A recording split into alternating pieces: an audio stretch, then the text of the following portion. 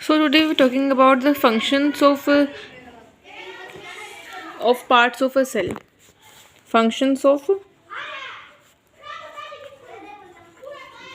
parts of a cell. Okay.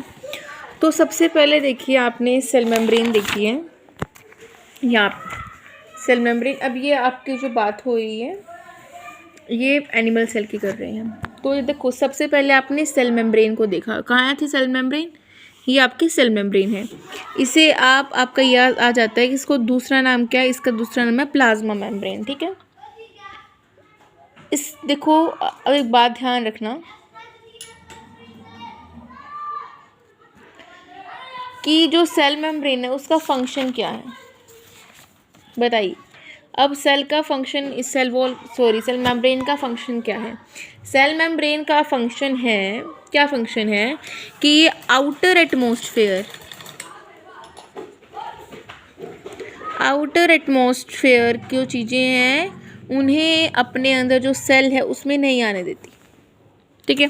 अगर मान लीजिए कि बाउंड्री नहीं हो तो कोई भी यहाँ आएगा जाएगा। ठीक है। तो इसलिए जो आउटर एटमॉस्फेयर से क्या रखती हैं, ये डिफरेंस रखती हैं, आउटर एटमॉस्फेयर से डिफरेंस रखते हैं। और जो प्लाज्मा मेम्ब्रेन है,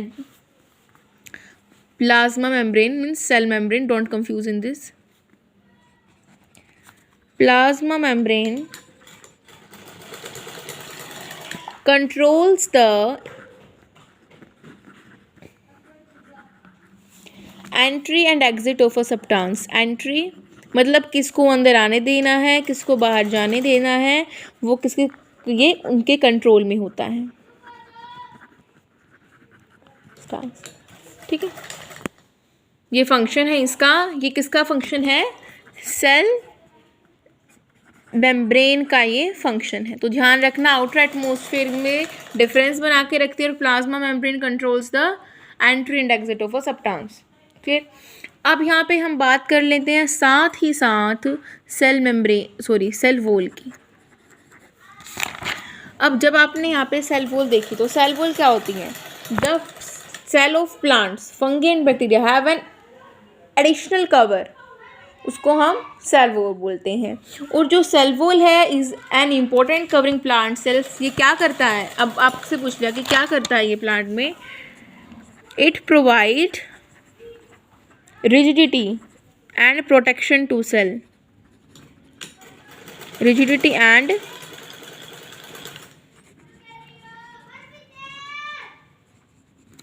protection to cell against the variations in the atmosphere। ठीक है। और जो सेल वॉल है वही शेप देती है मतलब उसमें सेल्स को। ठीक है।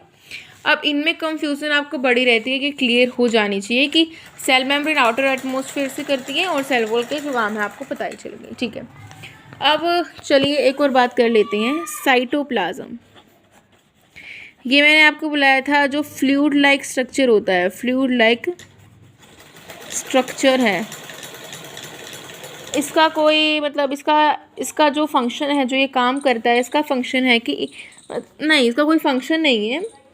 पर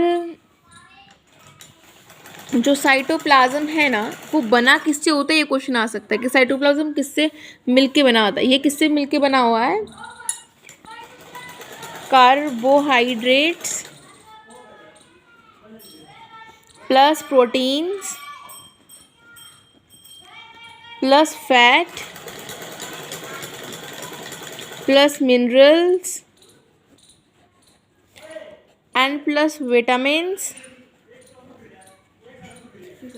प्लस वाटर, जो कि इसमें सबसे ज़्यादा क्या होता है, वाटर की क्वांटिटी होती है। यहाँ तक अगर आपको समझ में आ गया है तो अच्छी बात है, बहुत अच्छी बात है। अगर डाउट है तो आप ले सकते हैं। अब जो चीज़ आपने सेल मेम्ब्रेन सेल वॉल में पढ़ी, अब देखो मैंने आपको न्यूक्लियस में बताया था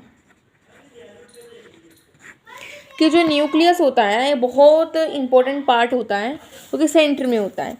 अब आपने एक बात देखी होगी कि जब हम न्यूक्लियस को बनाते हैं तो ऐसे एक कवर से मतलब ऐसे सर्कल डालते हैं, तो इसे हम क्या बोलते हैं?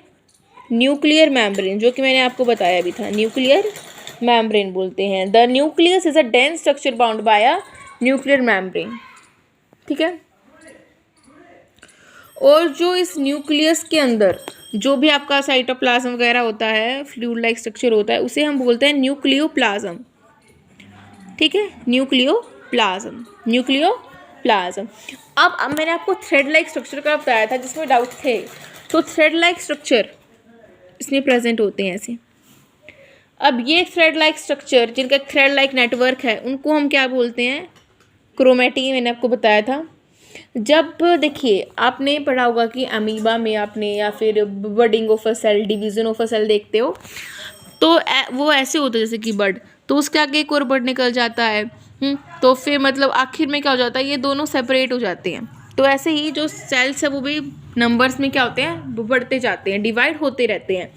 तो जब वो सेल एक रेडी हो जाता है कि भाई हाँ अभी डिवाइड होएगा, तो ये जो क्रोमैटिन है ना, जो ये क्रोमैटिन है, ये आपस में ना चिपक जाते हैं और एक मोटी सी परत ऐसे बना लेते हैं, और इसको बोलते हैं हम क्रोमोसोम्स। एक मोटी सी परत बनाने उसको बोलते हैं क्रोमोसोम्स। और ये क्रोमोसोम्स रिस्पॉन्सिबल होते हैं किसके लिए, responsible for the characters inherited by एक जनरेशन से लेके अर्लियर जनरेशन तक, जिन्हें हम बोलते हैं जेन्स। ठीक है, ये किसके लिए, अब क्रोमोसोम्स के आपके फंक्शन पूछे तो आप क्या बोलोगे, responsible for characteristic inherited by generation to another generation. पर क्या होता है, किसी को मतलब एक जनरेशन से है, किसी को मतलब हाथ पे मतलब कुछ निशान है, मतलब उसके बेटे को ही वही निशान है, आगे वही निशान। तो ये क्यों होता है, आपको ऐसे भी आ सकता है कि मान लीजिए एक फादर है, उसको ये निशान था, फिर अगर उसके बच्चे को भी हुआ, तो ये क्यों हुआ, ड्यू टू क्रोमोसोम्स। ये हमारे क्रोमोसोम्स की उससे होता है। और अब आपको दिखाते हैं कि क्रोमोसोम्स के नंबर। मैन में आपके 46 क्रोमोसोम्स होते हैं, डॉग में 78, पिजन में 80, ईस्ट में 32, वीट में 42। ये आता है क्वेश्चन, सो बी कॉन्शियस। यहाँ तक है, अगर आपको समझ में आ गया है बहुत अच्छी बात है, और हम जो रहता है वो अगले पार्ट में करेंगे। So please like, share and subscribe my videos.